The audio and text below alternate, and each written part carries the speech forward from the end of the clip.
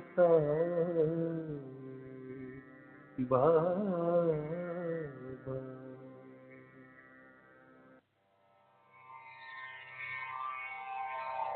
श्री सच्चिदानंद सद्गुरु साईनाथ महाराज की जय।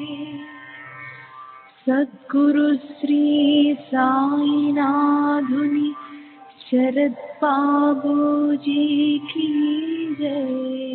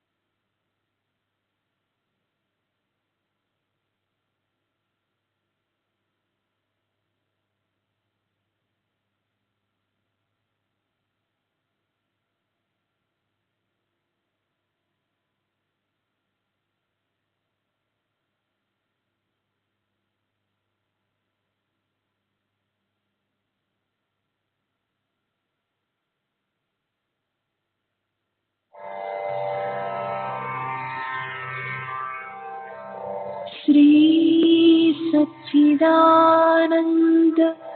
सद्गुरु साईनाथ महाराज की जय। सद्गुरु श्री साईनाथुनि शरद बाबूजी की जय।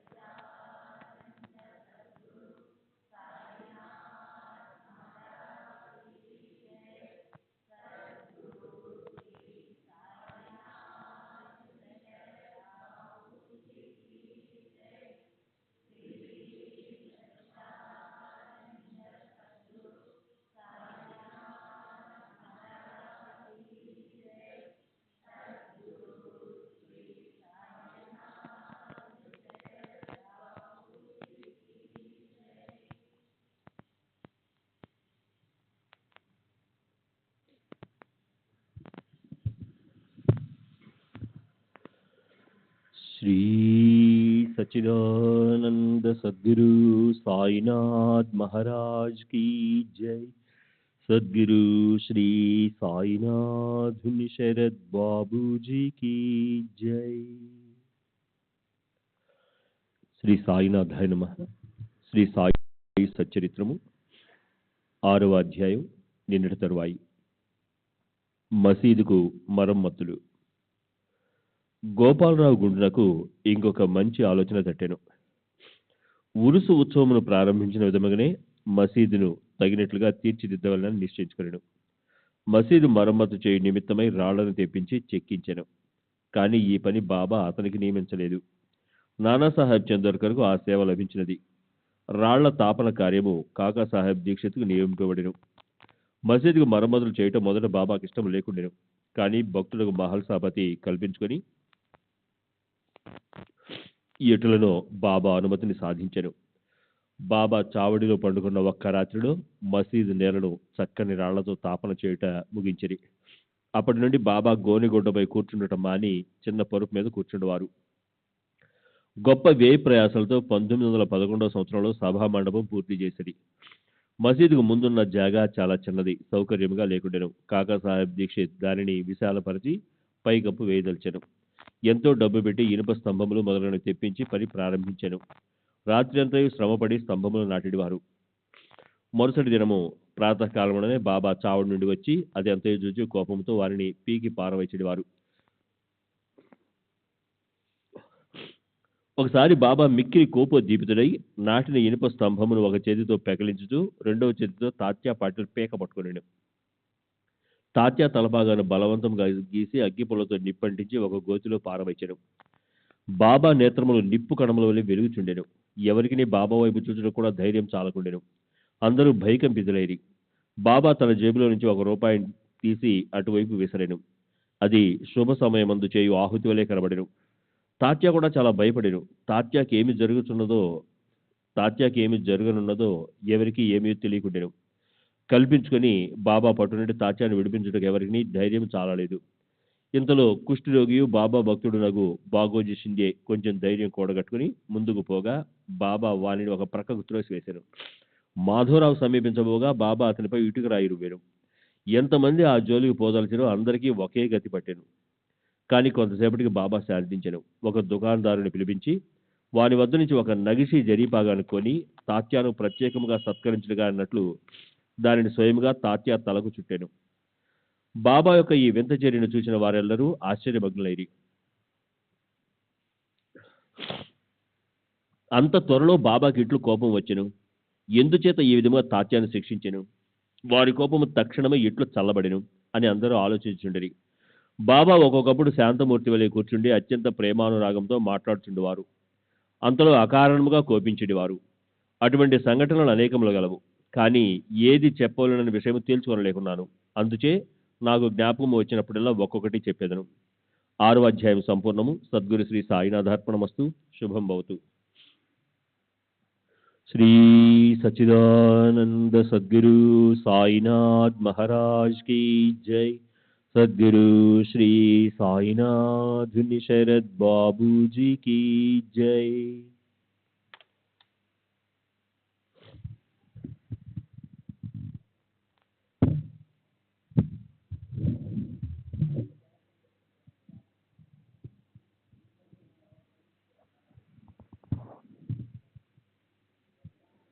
శ్రీ సాయినాథాయ నమః. శ్రీ సాయి సచ్చరిత్రము 7వ అధ్యాయము. అద్భుత అవతారము, సాయిబాబా వైఖరి, బాబా యోగాభ్యాసములు, దౌతి, ఖండయోగము, బాబా సర్వంత్రయామిత్వము, కారుణ్యము, కుష్ఠరోగ భక్తుని సేవ, కాబర్డే కుమారుని ప్లేగు వ్యాధి, బాబా పండ్రి ప్రయాణము. అద్భుత అవతారము. సాయిబాబా హిందూ అన్నచో వారు మహమ్మదీని వలె కనిపించేవారు. మహమ్మదీయుడు అనుకున్నచో హిందూ మతాచార సంపన్నుడిగా కనిపించుచుండెను. ఆయన హిందువా లేక మహమ్మదీయుడా అన్న విషయం ఇదిమిద్ధంగా ఎవరికీ తెలియదు. బాబా శాస్త్రోక్తంగా హిందువుల శ్రీరామనవమి ఉత్సవం జరుపుచుండెను. అదే కాలమందు మహమ్మదీల చందనోత్సవం జరుపుటకు అనుమతించెను. ఈ ఉత్సవ సమయమందు కుస్తీ పోటీలను ప్రోత్సహించుండేవారు. గెలిచిన వారికి మంచి బహుమతులు ఇచ్చేవారు. గోకులాష్టమి నాడు గోపాల కాలోత్సవం జరిపించుండ్రి. ఈదుల్ ఫిత్ర్ పండుగ నాడు మహమ్మదీలచే మసీదులో నమాజ్ చేయుచుండేవారు. మొహరం పండుగకు కొంతమంది మహమ్మదీయులు మసీదులో తాజియా లేదా తాబోతుని నిలిపి కొన్ని దినముల దాన్ని నుంచి పిమ్మట గ్రామంలో నూరేగించేవారు. 4 దినముల వరకు మసీదులో తాబోతు నుంచుటకు బాబా సమ్మతించి 5వ నాడు నిస్సంకోచంగా దాన్ని తామే తీసివేసిరి. వారు మహమ్మదీయులనచో హిందువులకు వలె వారి చెవులకు కుట్టుబడి ఉండెను. వారు హిందువులనచో సుమ్తీని ప్రోత్సహించేవారు. బాబా హిందువైనచో మసీదు నేల ఉండును, మహమ్మదీయుడైనచో దునియను అగ్నిహోత్రం నేల వెలిగించి ఉండువారు. అదియే కాక తిరగలతో విసురుట, శంఖం మూతట, గంట వాయించుట, హోమం చేయుట, భజన, అన్న సంతర్పణ, ఆర్ఘ్యపాధ్యాదులతో పూజలు మొదలగు మహమ్మదీ మతమునకు అంగీకారం కాని విషయంలో మసీదులో జరుగుచుండెను. వారు మహమ్మదీయులైనతో కరిష్మలగు సనాతనాచార పరాయణులైన బ్రాహ్మణులు వారి పాదములపై సాష్టాంగ నమస్కారములెట్లు చేయుచుండేవారు.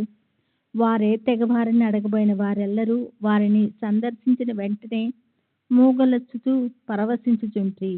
అందుచే సాయిబాబా హిందువా మహమ్మదీయుడా ఎవరినూ సరిగా నిర్ణయించలేకుండ్రి.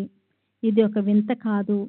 ఎవరైతే సర్వమును త్యజించి భగవంతుని సర్వస్వ శరణాగతి అనుసరించరిదో వారు దేవునితో నైక్యమై యోదురు. వారికి దేనితో సంబంధం కానీ భేదభావం కానీ ఉండదు. వారికి జాతి మతములతో ఎట్టి సంబంధము లేదు. సాయిబాబా అటువారు. వారికి జాతులందు వ్యక్తులందు భేదం కనిపించుకుండెను. ఫకీరులతో కలిసి బాబా మత్స్య మాంసంలో భుజించుచుండెను.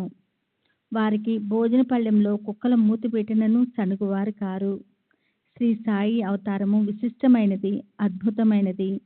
నా పూర్వజన్మ సుకృతంచే వారి పాదం చెంత కూర్చుని భాగ్యం లభించినది. వారి సాంగత్యం లభించిన నా అదృష్టము. వారి సన్నిధిలో నాకు కలిగిన ఆనందోల్లాసములు చెప్పనలవి కానివి. సాయిబాబా నిజంగా శుద్ధానంద చైతన్యమూర్తులు. నేను వారి గొప్పతనమును విశిష్టతను పూర్తిగా వర్ణించలేను. ఎవరు వారి పాదములు నమ్మెదరో వారికి ఆత్మాన్ సంతానం కలుగును. సన్యాసులు, సాధకులు, ముముక్షువులు తదితరులు అనేక మంది సాయిబాబా వద్దకు వచ్చినవారు. బాబా వారితో కలిసి నవ్వుచూ సంభాషించుచూ సంచరించుతున్నప్పటికీ వారి నాలుకపై అల్లా మాలిక్ అన్న మాట ఎప్పుడూ నాట్యమాడుచుండేది.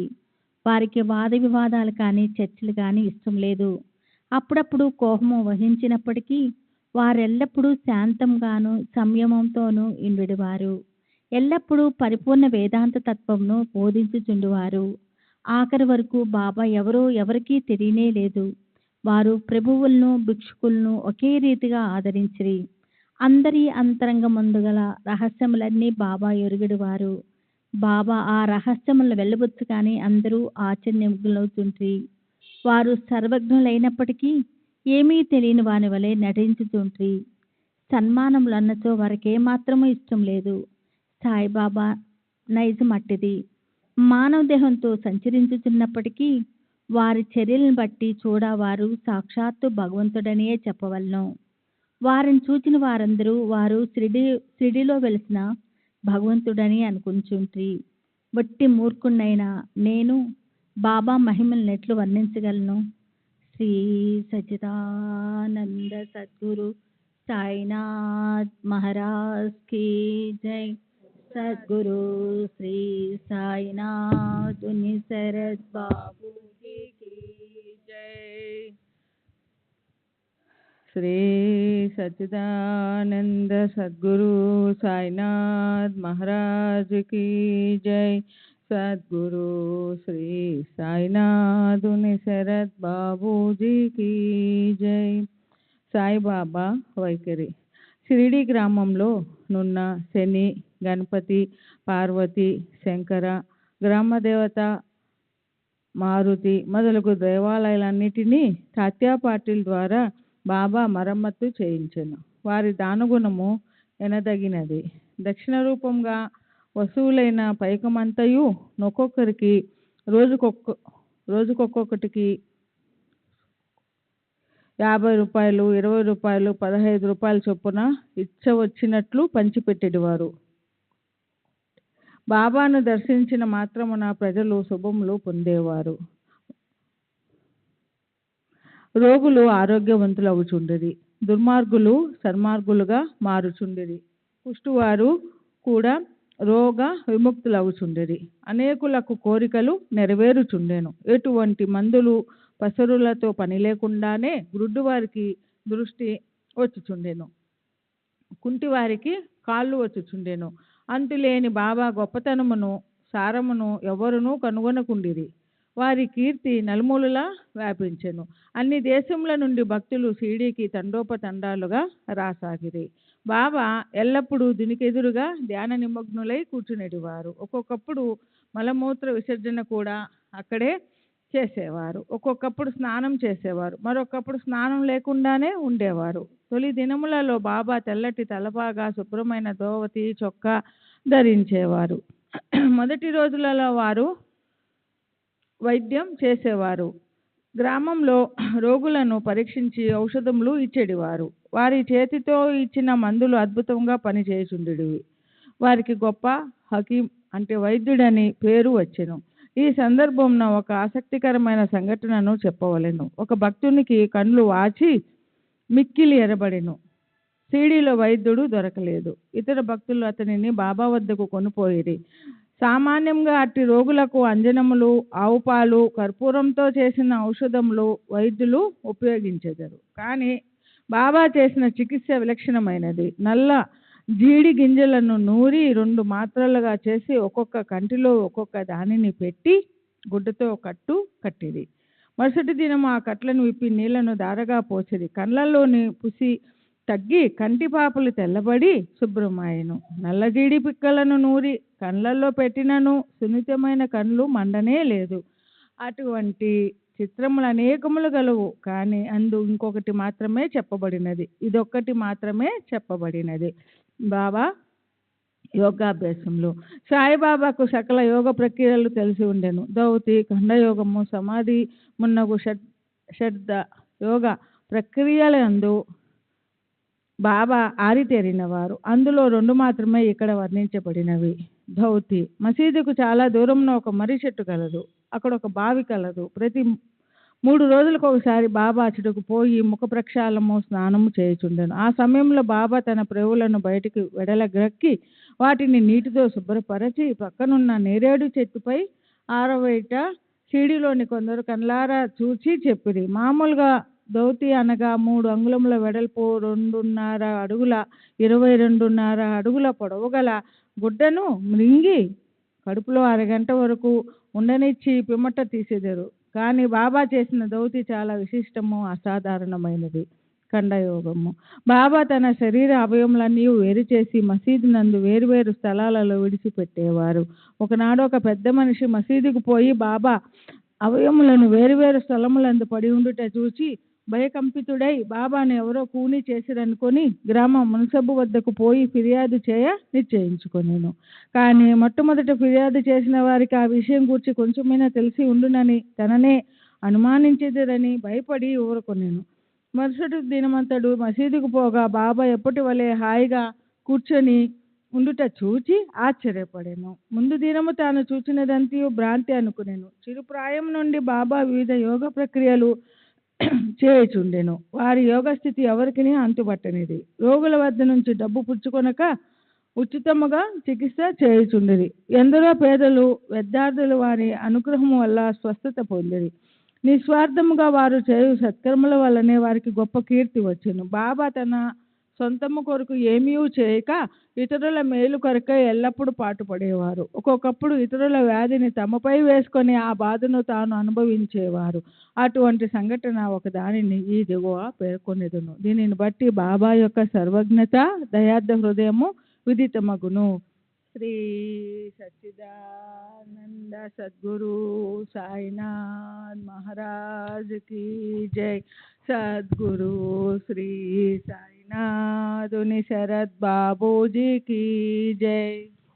श्री सच्चिदानंद सद्गुरु साईनाथ महाराज की जय. सद्गुरु श्री साईनाथ शरद बाबू जी की जय. బాబా సర్వాంతర్యామిత్వము, కారుణ్యము. 1910వ సంవత్సరం ఘన త్రయోదశి నాడు అనగా దీపావళి పండుగ ముందు రోజున బాబా ధుని వద్ద కూర్చొండి చలి కాచుకొనుచు ధునిలో కట్టెలు వేయుచుండెను. ధుని బాగుగా మండుచుండెను. కొంతసేపు అయిన తరువాత హఠాత్తుగా కట్టెల కుమారు తన చేతిని ధునిలో పెట్టి నిశ్చలముగా ఎండిపోయిరి. మంటలకు చెయ్యి కాలిపోయెను. మాధవుడనే నౌకరును మాధవరావు దేశపాండేయు దీనిని చూచి వెంటనే బాబా వైపుకు పరుగుడిరి. మాధవరావు దేశపాండే బాబా నడుమును పట్టుకొని బలముగా వెనుకకు లాగెను. దేవా, ఇట్లేల చేసితిరని బాబాను అడిగిరి. మరేదో లోకములో ఇండినట్లుండిన బాబా బాహ్యస్మృతి తెచ్చుకొని ఇక్కడకు చాలా దూరంలో ఒక కమ్మరి స్త్రీ తన బిడ్డను ఒడిలో ఉంచుకొని కొలిమి ఊదుచుండెను. అంతలో ఆమె భర్త పిలిచెను. తన ఒడిలో బిడ్డ ఉన్న సంగతి మరచి ఆమె తొందరగా లేచెను. బిడ్డ మండుచున్న కొలిమిలో పడెను. వెంటనే నా చేతిని కొలిమిలోకి దూర్చి ఆ బిడ్డను రక్షించి తిని. నా చేయి కాలితే కాలినది, అది నాకంత బాధాకరము కాదు. కానీ బిడ్డ రక్షింపబడిన విషయము నాకు ఆనందము కలుగజేయుచున్నదని జవాబిచ్చెను. కుష్ఠిరోగ భక్తుని సేవ. బాబా చెయ్యి కాలినన్న సంగతి మాధవరావు దేశపాండే ద్వారా తెలుసుకొనిన నానాసాహెబ్ చాందోర్కర్ వెంటనే బొంబాయి నుండి డాక్టర్ పరమానంద్ అను ప్రఖ్యాత వైద్యుని వెంటబెట్టుకొని వైద్య సామగ్రితో సహా హుటాహుటిన షిరిడీ చేరెను. చికిత్స చేయుటకై డాక్టరుకు కాలిన తమ చేతిని చూపమని బాబాను నానా కోరెను. బాబా అందులకు ఒప్పుకొనలేదు. చేయి కాలిన లగాయతు బాగోజీ షిండే తన కుష్ఠరోగి ఏదో ఆకువేసి కట్టుకట్టెడివాడు. నానా ఎంత వేడినను బాబా డాక్టర్ గారిచే చికిత్స పొందుటకు సమ్మతించలేదు. డాక్టర్ గారు కూడా అనేక సార్లు వేడుకొనిది. అల్లాయే తన వైద్యుడని, తమకేమాత్రమూ బాధ లేదని చెప్పుచూ ఎటులో డాక్టర్ చే చికిత్స చేయించుకున్నటకు దాటవేయుచుండెను. అందుచే డాక్టర్ మందుల పెట్టె మూత అయినా తెరవకుండగానే బొంబాయి తిరిగి వెళ్ళిపోయెను. కానీ అతనికి ఈ మిషతో బాబా దర్శన భాగ్యము లభించెను. ప్రతిరోజు బాగోజీ వచ్చి బాబా చేతికి కట్టుచుండెను. కొన్ని దినముల తరువాత గాయము మానిపోయెను. అందరూ సంతోషించిరి. అప్పటికి ఇంకా ఏమైనా నొప్పి మిగిలి ఉండినదాయను సంగతి ఎవరికీ తెలియదు. కానీ ప్రతిరోజు ఉదయము బాగోజీ పట్టీలను విప్పి బాబా చేతిని నేతితో తోమి తిరిగి కట్లను కట్టుచుండెడివాడు. బాబా మహాసమాధి వరకు ఇది జరుగుతూనే ఉండెను.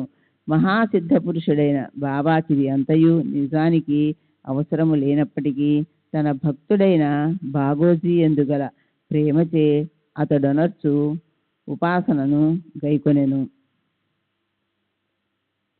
బాబా లేండికి పోవునప్పుడు బాగోజీ బాబా తలపై గొడుగు పట్టుకొని వెంట నడిచెడివాడు. ప్రతిరోజు ఉదయము బాబా దుని వద్ద కూర్చొనగానే బాగోజీ తన సేవా కార్యము మొదలెడువాడు. బాగోజీ గత జన్మయందు చేసిన పాప ఫలితముగా ఈ జన్మమున కుష్ఠరోగముచే బాధపడుచుండెను.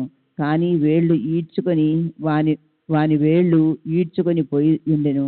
వాని శరీరమంతయు చీము కారుచు దుర్వాసన కొట్టుచుండెను. బాహ్యమునకు అతడెంత దురదృష్టవంతుని వలె కనిపించినప్పటికీ అతడు మిక్కిలి అదృష్టశాలి, సంతోషి. ఎందుకనగా అతడు బాబా సేవకులందరిలో మొదటివాడు. బాబా సహవాసము పూర్తిగా అనుభవించినవాడు. శ్రీ సచ్చిదానంద సద్గురు సాయినాథ్ మహారాజ్ కీ జై. సద్గురు శ్రీ సాయినాథుని శరత్ బాబూజీకి శ్రీ సచ్చిదానంద సద్గురు సాయినాథ్ మహారాజ్ కీ జై. సద్గురు శ్రీ సాయినాథుని శరత్ బాబూజీకి జై. కాపర్డే కుమారిని ప్లేగ్ వ్యాధి. బాబా విచిత్ర లీలలలో ఇంకొక దానిని వర్ణించెదము. అమరావతి నివాసియగు దాదాసాహెబ్ కాపర్డే భార్య తన చిన్న కొడుకుతో కలిసి షిరిడీలో కొన్ని దినములు ఉండెను. ఒకనాడు కాపర్డే కుమారునికి తీవ్ర జ్వరము వచ్చెను. అది ప్లేగు జ్వరము క్రింద మారెను. తల్లి మిక్కిలి భయపడెను. షిరిడీ విడిచి అమరావతి పోవాలనని అనుకుని సాయంకాలము బాబా బూటివాడా వద్దకు వచ్చుచున్నప్పుడు వారిని సెలవు నడుగపోయెను. గద్గత కంఠముతో తన చిన్న కొడుకు ప్లేగుతో పడి ఉన్నాడని బాబాకు చెప్పింది. బాబా ఆమెతో దయతో మృదువుగా ఇట్లా నేను ప్రస్తుతము ఆకాశము మబ్బు పట్టి ఉన్నది. కొద్దిసేపటిలో మబ్బులన్నీ చెదిరిపోయి ఆకాశము నిర్మలమగును. అట్లనుచు బాబా కక్నీని పైకెత్తి చంకలో కోడి గ్రుడ్లంత పరిణామము గల 4 ప్లేగు పొక్కులను చూపుతూ, నా భక్తుల కొరకు నేను ఎట్లు బాధపడదనో చూడుము. వారి కష్టములన్నీ నావే. ఈ మహాద్భుత లీలను చూచిన జనులకు మహాత్ములు తన భక్తుల బాధలను తాము ఎట్లు స్వీకరించరో అను విషయము స్పష్టమయ్యింది. మహాత్ముల మనస్సు మైనము కన్నా మెత్తనిది, వెన్నెవల మృదువైనది. వారు భక్తులను ప్రత్యుపకారము ఏమీయూ ఆశించక ప్రేమించెదరు. భక్తులనే తమ స్వధనులుగా భావించెదరు. బాబా పండరీ ప్రయాణం. సాయిబాబా తన భక్తులను ఎట్లు ప్రేమించుచుండెనో, వారి కోరికలను అవసరములు ఎట్లు గ్రహించుచుండెనో అను కథను చెప్పి ఈ అధ్యాయమును ముగించెదను. నానాసాహెబ్ చాందోర్కర్ బాబాకు గొప్ప భక్తుడు. అతడు కాందేశులోని నందారుబారులో మమల్తదారుగా నుండెను. అతనికి పండరీపురమునకు బదిలీ అయ్యెను. సాయిబాబా యందు అతనికి గల భక్తి అను ఫలము ఆనాటికి పండెను. పండరీపురమును భూలోక వైకుంఠము అనుదెరు. అట్టి స్థలమునకు బదిలీ అగుటచే అతడు గొప్ప ధన్యుడు. నానాసాహెబ్ వెంటనే పండరీపోయి ఉద్యోగంలో ప్రవేశించవలసి ఉండెను. షిరిడీలో ఎవ్వరికీ ఉత్తరము రాయక హుటాహుటిన పండరీకి ప్రయాణమయ్యెను. ముందుగా షిరిడీకి పోయి తన విఠోబాయగు బాబాను దర్శించి ఆ తరువాత పండరీకి పోవలను అనుకొనెను. నానాసాహెబ్ షిరిడీకి వచ్చే సంగతి ఎవరికీ తెలియదు. కాని బాబా సర్వజ్ఞుడగుటచే గ్రహించెను.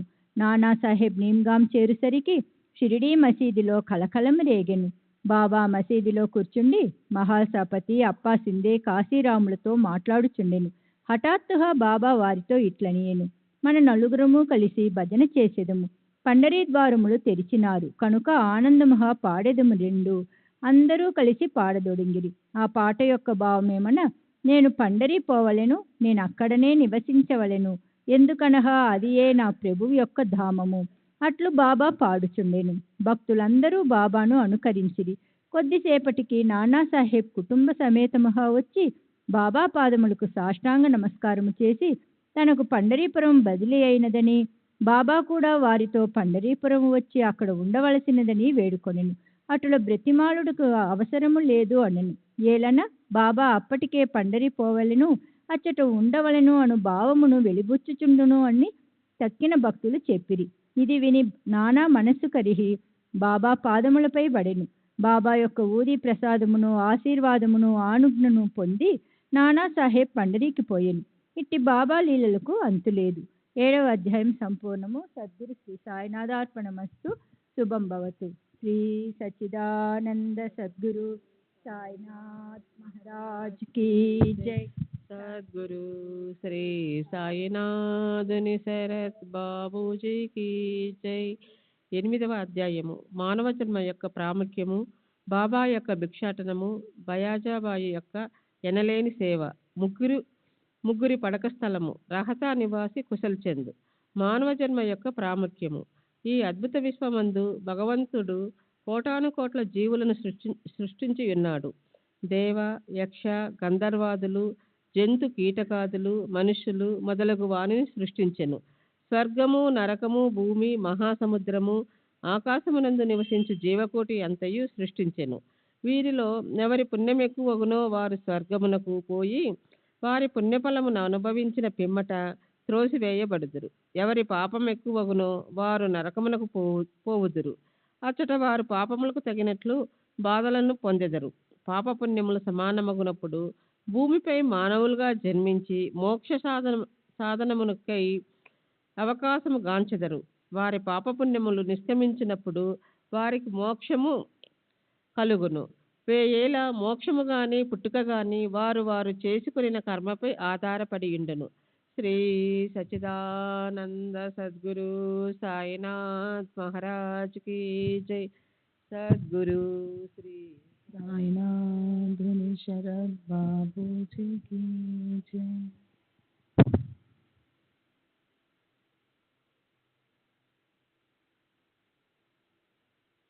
మానవ శరీరం యొక్క ప్రత్యేక విలువ.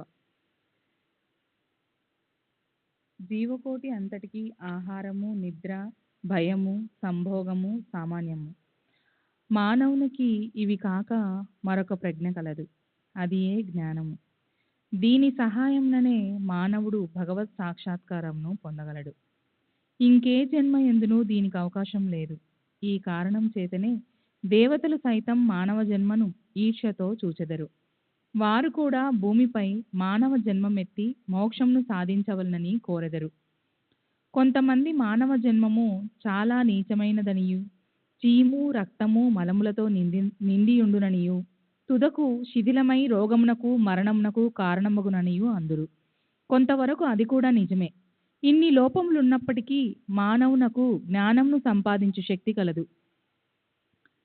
శరీరం ఉండుట చేతనే మానవుడు తన దేహం యొక్క, జగత్తు యొక్క అనిత్యతత్వంను గ్రహించి ఇంద్రియ సుఖముల పట్ల విరక్తి పొంది నిత్య అనిత్య వివేకముతో కడకు భగవత్ సాక్షాత్కారంను పొందుచున్నాడు. శరీరము మలభూయిష్టమైనదని నిరాకరించినచో మోక్షంను సంపాదించే అవకాశమును పోగొట్టుకొనెదము. దేహమును ముద్దుగా పెంచి విషయ సుఖములకు మరగినచో నరకమున పడదము. ఉచిత మార్గం ఏమన దేహమును అశ్రద్ధ చేయకూడదు, దానిని లోలత్వంతో పోషింపనూ కూడదు. తగు జాగ్రత్త మాత్రమే తీసుకొనవలను. గుర్రపు రౌతు తన గమ్యస్థానం చేరు వరకు గుర్రంను ఎంత జాగ్రత్తతో చూచుకొనునో అంత జాగ్రత్త మాత్రమే తీసుకొనవలను. ఈ శరీరమును మోక్ష సాధన లేక ఆత్మ సాక్షాత్కారం కొరకు వినియోగించవలను. ఇదియే జీవుని పరమ అవధి అయి ఉండవలను. భగవంతుడు అనేక జీవులను సృష్టించినప్పటికీ అతనికి సంతుష్టి కలగలేదట.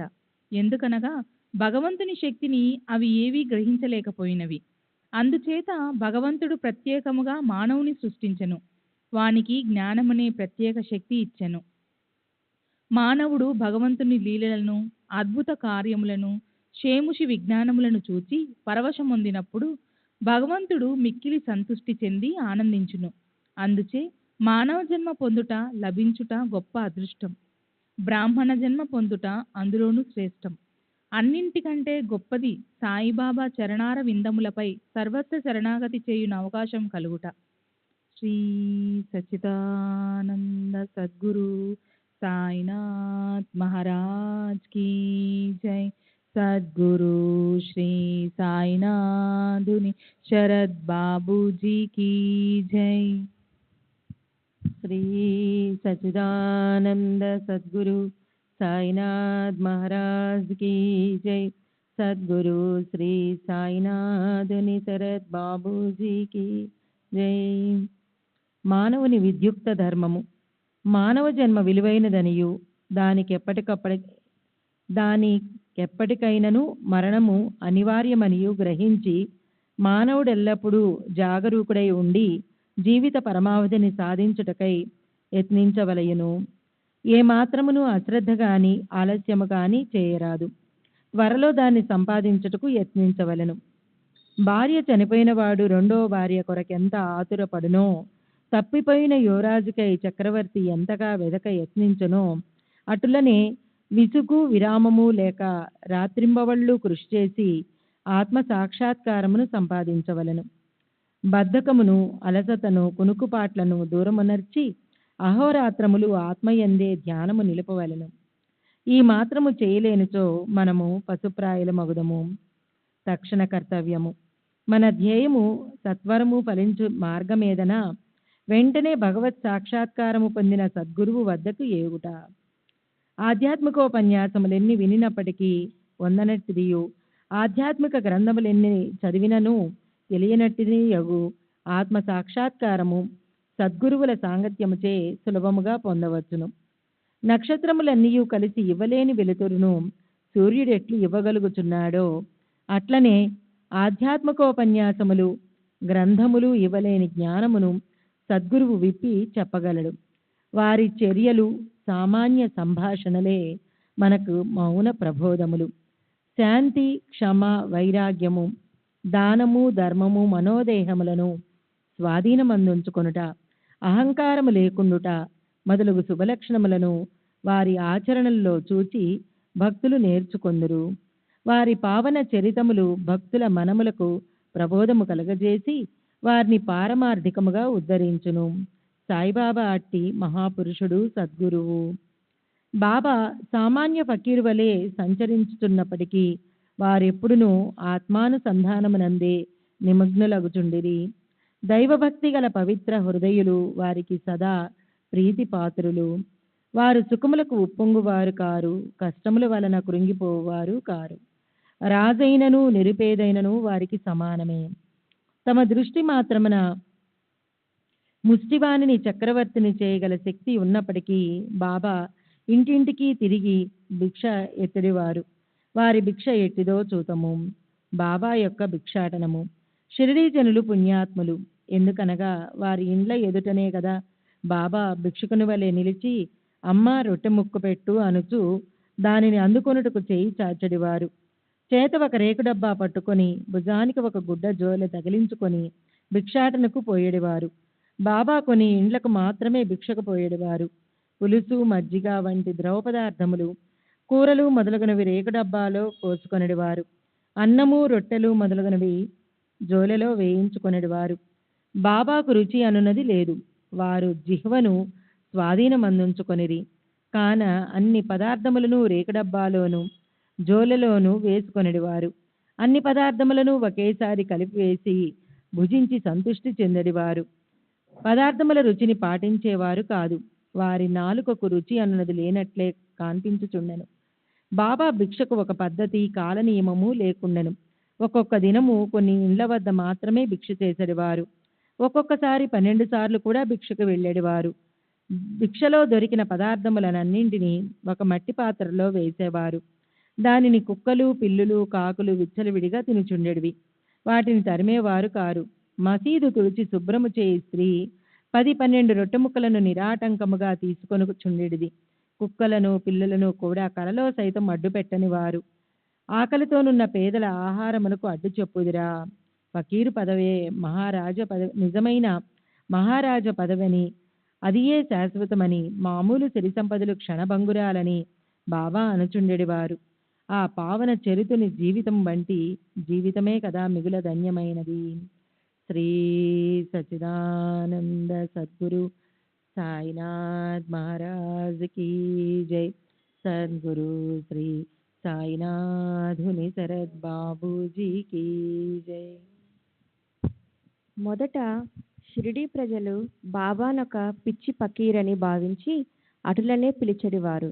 భోజనోపాధికై రొట్టె ముక్కలకై గ్రామములో భిక్షనెత్తి పొట్ట పోసికొనెడు పేద పకీరన్న ఎవరికి గౌరవమేమియుండును. కాని ఈ పకీరు పరమ విశాల హృదయుడు, ఉదారుడు, ధనాపేక్ష లేస మాత్రము లేని నిరాసక్తుడు. బాహ్య దృష్టికి వారు చంచలునిగను స్థిరత్వము లేని వారుగను గాన్పించినను లోన వారు స్థిర చిత్తులు. వారి చర్యలు అంతుబట్టనివి. ఆ కుగ్రామములో కూడా బాబాను ఒక గొప్ప మహాత్మునిగా గుర్తించి సేవించిన ధన్యజీవులు కొద్దిమంది గలరు. అట్టి వారిలో ఒకరి వృత్తాంతం ఇక్కడ చెప్పబోచున్నాను. బాయాజాబాయి యొక్క ఎనలేని సేవ. తాత్యాకోతే పాటీలు తల్లి పేరు బాయాజాబాయి. ఆమె ప్రతిరోజు మధ్యాహ్నం తలపై ఒక గంపలో రొట్టె కూర పెట్టుకొని సమీపమునున్న చిట్టడవిలో ముళ్ళు పొదలు లెక్క చేయక క్రోసుల కొద్దీ దూరము నడిచి ఆత్మధ్యానములో నిశ్చలముగా ఎక్కడో కూర్చొని ఉన్న బాబాను వెతికి పట్టుకొని భోజనం పెట్టుచుండెను.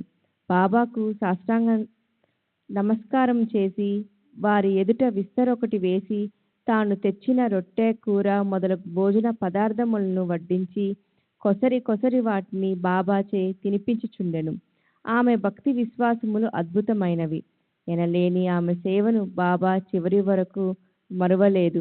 ఆమె సేవకు తగినట్లు ఆమె పుత్రుడగు తాత్యా పాటీలును ఎంతో ఆదరించి ఉద్ధరించెను. ఆ తల్లి కొడుకులకు బాబా సాక్షాత్ భగవంతుడనే విశ్వాసముండెను. కొన్ని సంవత్సరముల తదుపరి బాబా అడవులకు పోవుట మాని మసీదులోనే కూర్చుండి భోజనం చేయసాగిరి. అప్పటి నుంచి పొలములో తిరిగి బాబాను వెతికి పట్టుకొను శ్రమ బాయాజాబాయికి తప్పినది. ముగ్గురి పడక స్థలము. ఎవరి హృదయమందు సదా వాసుదేవుడు నివసించుచుండునో అట్టి మహాత్ములు ధన్యులు. అట్టి మహాత్ముల సాంగత్యము లభించిన భక్తులు గొప్ప అదృష్టవంతులు. తాత్యాకోతే పాటీలు మహల్సాపతి ఇద్దరూ అట్టి అదృష్టశాలురు.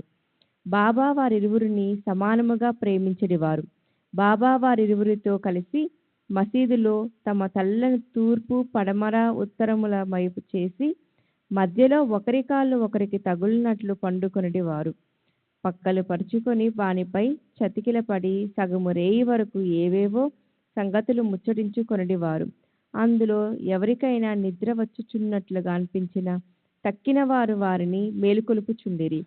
తాత్య పండుకొని గుర్రు పెట్టినచో బాబా వానిని అటూనిటూ ఊపి వాని శిరస్సును గట్టిగా నొక్కుచుండెను. బాబా ఒక్కొక్కసారి మహల్సాపతిని అక్కున చేర్చుకొని అతని కాలు నొక్కి వీపు తోమిడివారు. ఈ విధముగా 14 సంవత్సరములు తాత్య తన తల్లిదండ్రులను విడిచి బాబాపై ప్రేమచే మసీదులోనే పండుకొనెను. అవి మరుపురాని మధుర దినములు. బాబా ప్రేమానురాగములు కొలవరానివి. వారి అనుగ్రహము ఇంతయని చెప్పుటకు అలివి కానిది. తండ్రి మరణించిన పిమ్మట తాత్య గృహ బాధ్యతను స్వీకరించి ఇంటిలోనే నిద్రించుటకు ప్రారంభించెను. రహతా నివాసి కుశాల్చేన్. షిరిడీలో గణపతిరావు కోతే పాటిల్ను బాబా ఎంత ప్రేమాభిమానములతో చూచెడివారో అంతటి ప్రేమాదరములతోనే రహతా నివాసియగు చంద్రబాను సేట్ మార్వాడిని చూచుచుండిరి. ఆ సేట్ మరణించిన పిమ్మట అతని అన్న కొడుకు కుశాల్చంద్ను కూడా మిక్కిలి ప్రేమతో చూచుచు అహర్నిశలు వాని యోగక్షేమం మరియుచుండిరి. ఒక్కొక్కప్పుడు టాంగాలోను, మరొకప్పుడు ఎద్దుల బండి మీదను బాబా తన సన్నిహిత భక్తులతో కలిసి రహతా పోవువారు. రహతా ప్రజలు బాజా భజంత్రీలతో ఎదురేగి బాబాను గ్రామ సరిహద్దు ద్వారం వద్ద దర్శించి సాష్టాంగ నమస్కారములు చేసిడివారు. తర్వాత మహావైభవముగా బాబాను గ్రామములోనికి సాదరముగా తీసుకొని వెళ్ళడివారు.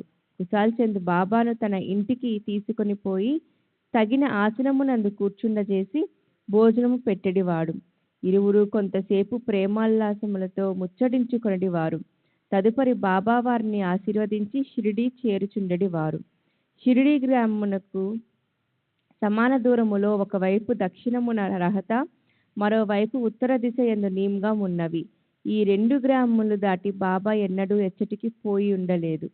వారెన్నడూ రైలు బండిలో ప్రయాణం చేసి ఎరుగరు. రైలు బండిని కనీసము చూసి కూడా ఉండలేదు. కానీ సర్వజ్ఞుడైన బాబాకు బండ్ల రాకపోకలు ఖచ్చితముగా తెలియచుండెడివి. బాబా వద్ద సెలవు పుచ్చుకొని వారి ఆజ్ఞానుసారము ప్రయాణము చేయు వారలకే కష్టములుండెడివి కావు. బాబా ఆదేశమునకు వ్యతిరేకముగా పోవువారు అనేక కష్టముల పాలగుచుండిరి. అటువంటి కొన్ని సంఘటనలను మరికొన్ని ఇతర విషయములను రాబో అధ్యాయములో చెప్పెదను. 8వ అధ్యాయం సంపూర్ణము. సద్గురు శ్రీ సాయినాథార్పణమస్తు. శుభం భవతు. శ్రీ సచిదానంద సద్గురు సాయినాథ్ మహారాజ్ కీ జై. సద్గురు శ్రీ సాయినాథ్ శరత్ బాబూజీ కీ జై.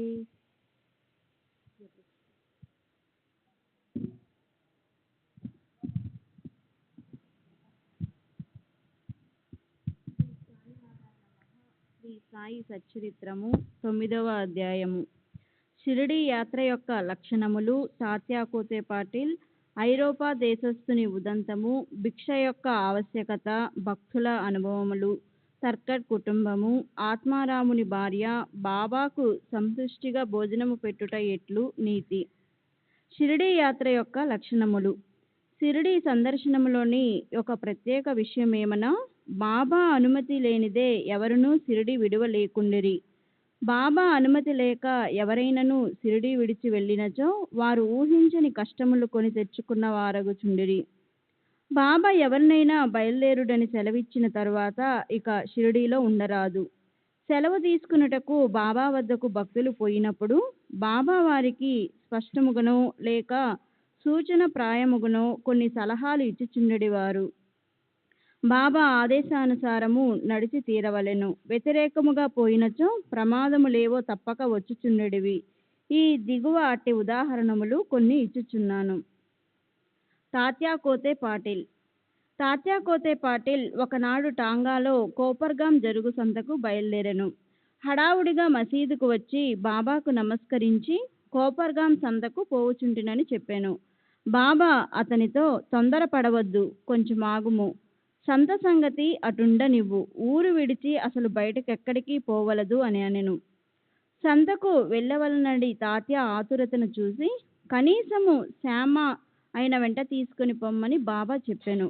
బాబా మాటలను లెక్క చేయక తాత్య హుటాహుటీన టాంగానెక్కి కోపరగాం బయలుదేరెను. టాంగాకు కట్టిన 2 గుర్రములో ఒకటి 300 రూపాయలు ఖరీదు పెట్టి కొత్తగా కొన్నది. మిక్కిలి చురుకైనది. షిరిడి వదిలి సావుల్ విహిర్ దాటిన వెంటనే అది మిక్కిలి వడిగా పరిగెత్తసాగెను.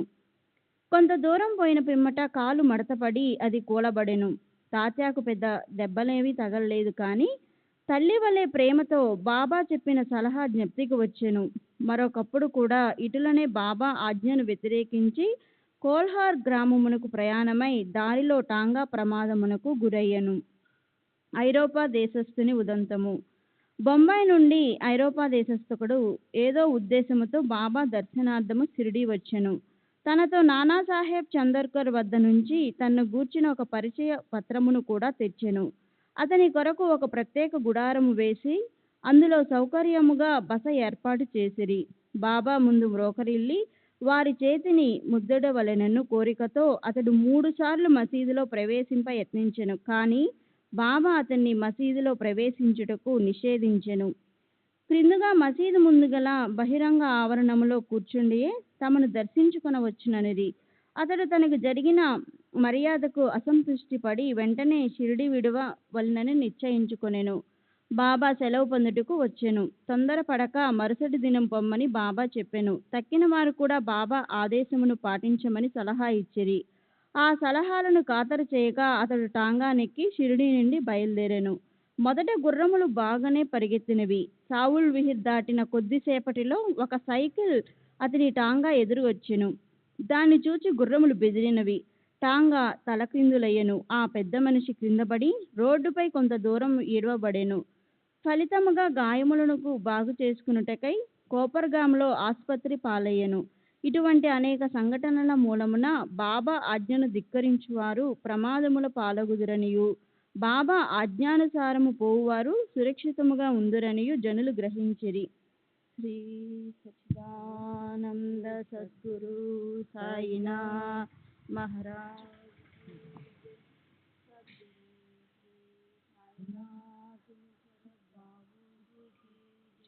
శ్రీ సచిదానంద సద్గురు సాయినాథ్ మహారాజ్ కీ జై. సద్గురు శ్రీ సాయినాథుని శరత్ బాపూజీ కీ జై. భిక్ష యొక్క ఆవశ్యకత. బాబా ఏ భగవంతుడైనచో వారు భిక్షాటనముచే జీవితమంతయు గడపనేలా అను సందేహము చాలా మందికి కలగవచ్చును. దీనికి 1 భిక్షాటనము చేసి జీవించు హక్కు ఎవరికి కలదు? 2 పంచశూన్యములు వానిని పోగొట్టుకుని మార్గమేది అను 2 ప్రశ్నలకు వచ్చు సమాధానముతో సమాధానపడను. సంతానము, ధనము, కీర్తి సంపాదించుట అందాపేక్ష వదులుకొని సన్యసించు వారు భిక్షాటనముచే జీవించవచ్చునని మన శాస్త్రములు ఘోషించుచున్నవి. వారు ఇంటి వద్ద వంట ప్రయత్నములు చేసుకుని తినలేరు. వారికి భోజనం పెట్టు బాధ్యత గృహస్థుడిపై కలదు. సాయిబాబా గృహస్థుడు కారు, వానప్రస్థుడు కూడా కారు. వారు అస్ఖలిత బ్రహ్మచారులు. బాల్యము నుంచి బ్రహ్మచర్యమునే అవలంబించుచుండిరి. ఈ సకల జగత్తంతయు వారి గృహమే. ఈ జగత్తునకు వారు కారణభూతులు. వారిపై జగత్తు ఆధారపడి ఉన్నది. వారు పరబ్రహ్మ స్వరూపులు కాబట్టి వారికి భిక్షాటన చేయు హక్కు సంపూర్ణముగా కలదు. పంచశూన్యములు వారిని తప్పించుకున్న మార్గమును ఆలోచించము. భోజన పదార్థమును తయారు చేయుటకు గృహస్థులు 5 పనులు తప్పక చేయవలను. అవి ఏవనా? 1 దంచుట లేక రుబ్బుట, 2 విసురుట, 3 పాత్రలు తోముట, 4 ఇల్లు ఊడ్చుట, తుడుచుట, 5 పొయ్యి అంటించుట. ఈ 5 పనులు చేయనప్పుడు అనేక క్రిమికీటకాదులు మరణించుట తప్పదు. గృహస్థులు ఈ పాపము అనుభవించవలెను. ఈ పాప పరిహారమునకు మన శాస్త్రములు 6 మార్గములు ప్రబోధించుచున్నవి. 1 బ్రహ్మయజ్ఞము, 2 వేదాధ్యయనము, 3 పితృయజ్ఞము, 4 దేవాయజ్ఞము, 5 భూతయజ్ఞము, 6 అతిథి యజ్ఞము. శాస్త్రములు విధించిన ఈ యజ్ఞములు నిర్వర్తించినచో గృహస్థుల మనసులు పాపరహితములగును. మోక్ష సాధనమునకు, ఆత్మ సాక్షాత్కారమునకు ఇవి తోడ్పడును. బాబా ఇంటింటికి వెళ్ళి భిక్ష అడుగుటలో ఆ గృహస్థులకు వారు చేయవలసిన కర్మను బాబా జ్ఞప్తికి తెచ్చినట్లయినది. తమ ఇంటి గుమ్మం వద్దనే ఇంత గొప్ప ప్రబోధమును పొందిన షిరిడి ప్రజలెంతటి ధన్యులు. శ్రీ సచిదానంద సద్గురు సాయినాథ్ మహారాజ్ కీ జై. సద్గురు శ్రీ సాయినాథ్ శరత్ బాబూజీ కీ జై. భక్తుల అనుభవములు.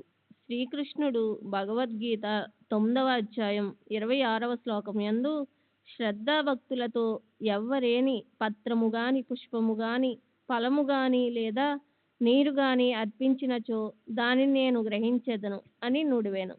సాయిబాబాకు సంబంధించి ఇంకా సంతోషదాయకమగు విషయమేమన్నా, తమ భక్తుడేదైనా తమకు సమర్పించవలననుకుని ఏ కారణము చేతనైనా ఆ సంగతి మరిచినచో అట్టి వానికి బాబా ఆ విషయము జ్ఞాపకము చేసి ఆ నివేదనను గ్రహించి ఆశీర్వదించేవారు. అట్టి ఉదాహరణలు కొన్ని ఈ క్రింద చెప్పబోచున్నాం. తర్కడ్ కుటుంబము. రామచంద్ర ఆత్మారాం ఉరఫ్ బాబా సాహెబ్ తర్కడ్ ఒకానొకప్పుడు ప్రార్థనా సమాజస్థుడైన అయినను తరువాత బాబాకు ప్రియభక్తుడైనాడు. వాని భార్యాపుత్రులు కూడా బాబాను మిగిలి ప్రేమించుచుండిరి. ఒకసారి తల్లి కొడుకులు షిరిడీకి పోయి అచట వేసవి సెలవులు గడపవలనని నిర్ణయించిరి. షిరిడీ పోవుట సంతోషదాయకమైనను కొడుకు మాత్రము దానికి మనస్ఫూర్తిగా ఇష్టపడలేదు. కారణమేమనా, తన తండ్రి ప్రార్థన సమాజమునకు చెందినవాడవుటచే ఇంటి వద్ద బాబా యొక్క పూజ సరిగా చెయ్యకపోవచ్చునని సంశయించెను. కాని బాబా పూజను తాను నియమానుసారముగా సక్రమముగా చేసేదనని తండ్రి వాగ్దానము చేయుటచే బయలుదేరెను. శుక్రవారము రాత్రి తల్లి కొడుకు బయలుదేరి షిరిడీకి వచ్చిరి. ఆ మరుసటి దినము శనివారం నాడు తండ్రియగు తర్కడ్ పెందలకడనే నిద్రలేచి స్నానము చేసి పూజను ప్రారంభించుటకు ముందుగా బాబా పటమునకు సాష్టాంగ నమస్కారము చేసి ఏదో లాంఛనము వలె కాక తన కుమారుడు చేయునట్లు పూజను శ్రద్ధగా తనచే చేయింపవలసిందని ప్రార్థించెను. ఆనాటి పూజను సమాప్తి చేసి నైవేద్యముగా కలకండను అర్పించెను. భోజన సమయమందు దానిని పంచిపెట్టెను. ఆనాటి సాయంకాలము ఆ మరుసటి దినము అనగా ఆదివారం నాడు పూజ అంతయు సవ్యముగా జరిగెను. సోమవారం కూడా చక్కగా గడిచెను. ఆత్మారాముడు ఎప్పుడిట్లు పూజ చేసి ఉండలేదు. పూజ అంతయు కొడుకునకు వాగ్దానము చేసినట్లు సరిగా జరుగుచున్నందుకు సంతోషించెను. మంగళవారం నాడు పూజను ఎప్పటి వలె సలిపి కచేరీకి పోయెను. మధ్యాహ్నము ఇంటికి వచ్చి భోజనమునకు కూర్చున్నప్పుడు అక్కడ ప్రసాదము లేకుండుట గమనించెను. నౌకరును అడగగా ఆనాడు నైవేద్యము ఇచ్చుట మరచుటచే ప్రసాదము లేదని బదులు చెప్పెను. ఈ సంగతి వినగానే భోజనమునకు కూర్చున్న ఆత్మారాము వెంటనే లేచి బాబా పటమునకు సాష్టాంగ నమస్కారము చేసి బాబాను క్షమాపణ కోరెను. బాబా తనకు ఆ విషయమును జ్ఞప్తికి తేనందుకు నిందించెను. ఈ సంగతులన్నింటినీ షిరిడీలోనున్న తన కొడుకునకు రాసి బాబాను క్షమాపణ వేడుకొనెను. ఇది బాంద్రాలో మంగళవారం మధ్యాహ్నం సుమారు 12 గంటలకు జరిగెను.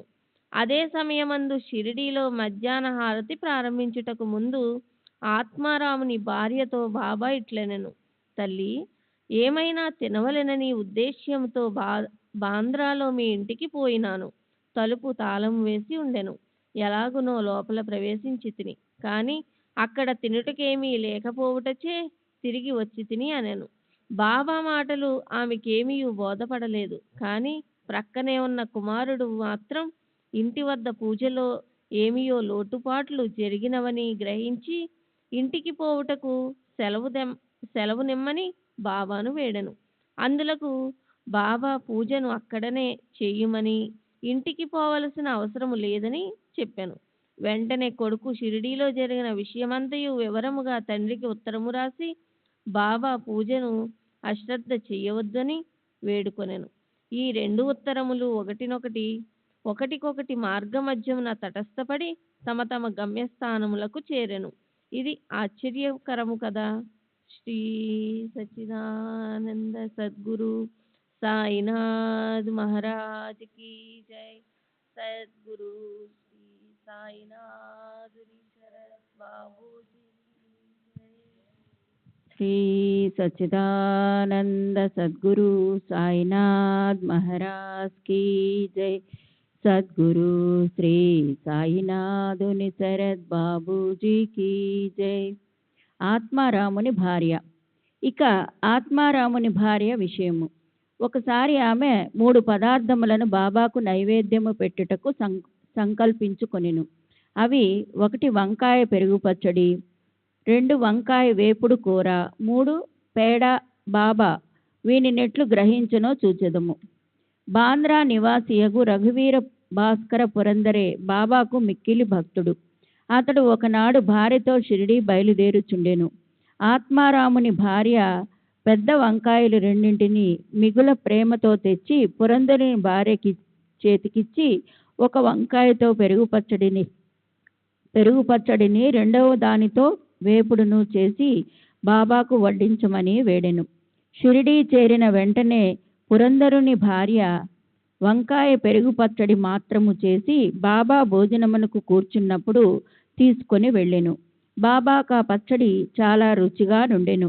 కాన దాని నందరకు పంచిపెట్టెను. వెంటనే తనకు వంకాయ వేపుడు కూర అప్పుడే కావాలనని బాబా అడిగెను. ఈ సంగతి భక్తులు రాధాకృష్ణ మాయకి తెలియపరిచిరి.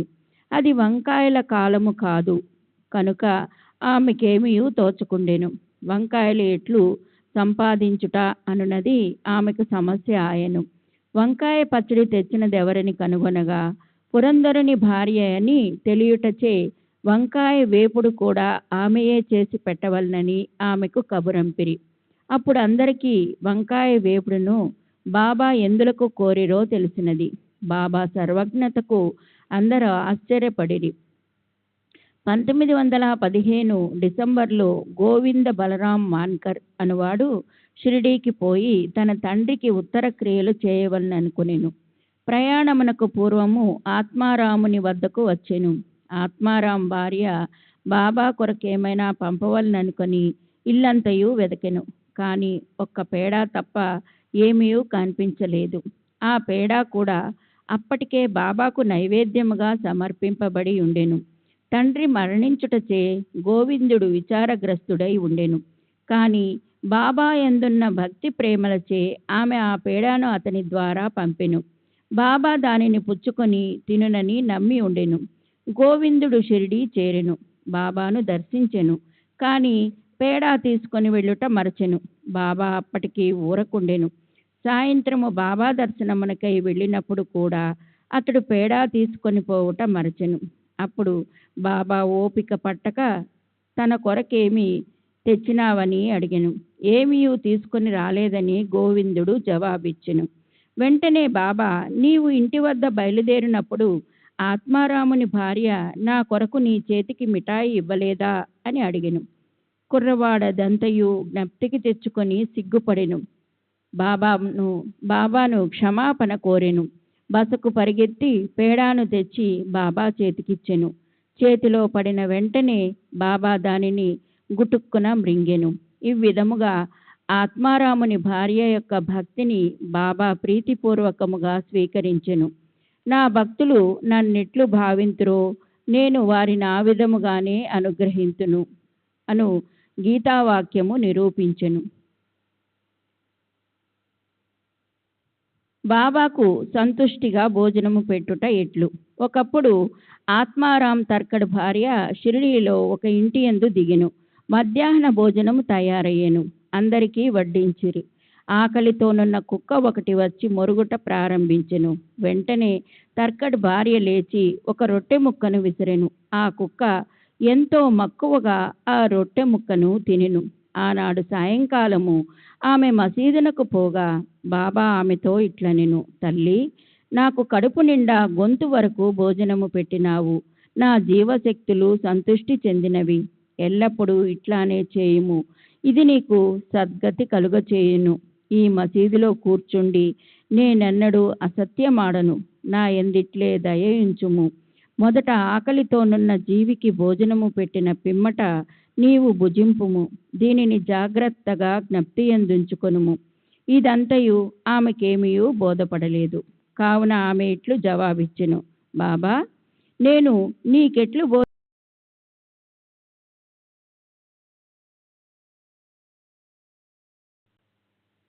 శ్రీ సచ్చిదానంద సద్గురు సాయినాథ్ మహారాజ్ की जय।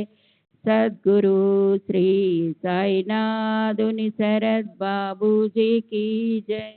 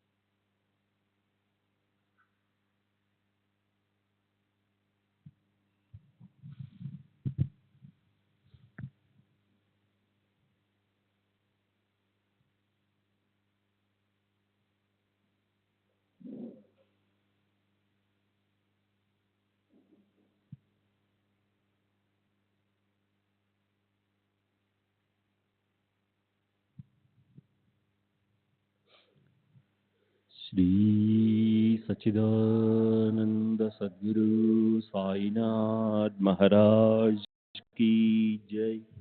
सद्गुरु श्री साईनाथुनि शरद बाबू जी की जय। साई रहम नजर करना, बच्चों का पालन करना। साई रहम नजर करना, बच्चों का पालन करना। जाना तुमने जगत पसारा, सब ही झूठ जमाना। जाना तुमने जगत पसारा, सब ही झूठ जमाना। साई रहम नजर करना, बच्चों का पालन करना। साई रहम नजर करना, बच्चों का पालन करना। मैं अंधा हूँ बंदा आपका, मुझसे पथ दिखलाना। मैं अंधा हूँ बंदा आपका, मुझसे पथ दिखलाना। साई रहम नजर करना, बच्चों का पालन करना। साई रहम नजर करना, बच्चों का पालन करना। दासगणों कहे अब क्या बोलूं, थक गई मेरी रसना। दासगणों कहे अब क्या बोलूं, थक गई मेरी रसना। साई रहम नजर करना, बच्चों का पालन करना। साई रहम नजर करना, बच्चों का पालन करना। रहमो नजर करो अब मोरे साई, तुम बिना नहीं मुझे माँ बाप बाई। रहमो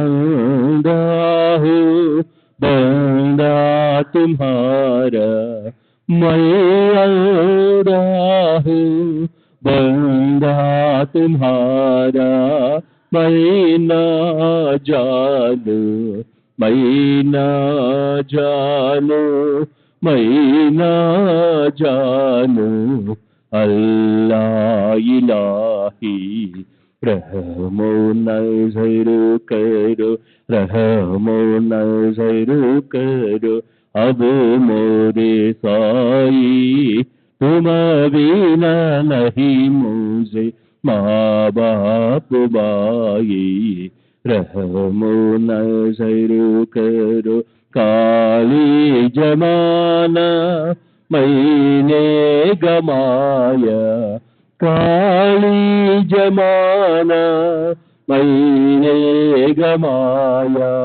साथी आकर का, साथी आकर का, साथी आकर का, तुम बिना कोई रहमो नज़र करो, रहमो नज़र करो, अब मोरे साई तुम बिना नहीं मुझे, माँ बाप बाई रहमो नज़र करो, अपने मस्जिद का झाड़ू गड़ो है, अपने मस्जिद का झाड़ू गड़ो है, मालिक हमारे, मालिक हमारे, मालिक हमारे, तुम बाबा साई रहमो नज़र करो, रहमो नज़र करो, अब मोरे साई तुम बिना नहीं मुझे, माँ बाप बाई रहमो नज़र करो। श्री सच्चिदानंद सद्गुरु साईनाथ महाराज की जय। सद्गुरु श्री साईनाथ निशरद बाबू जी की जय।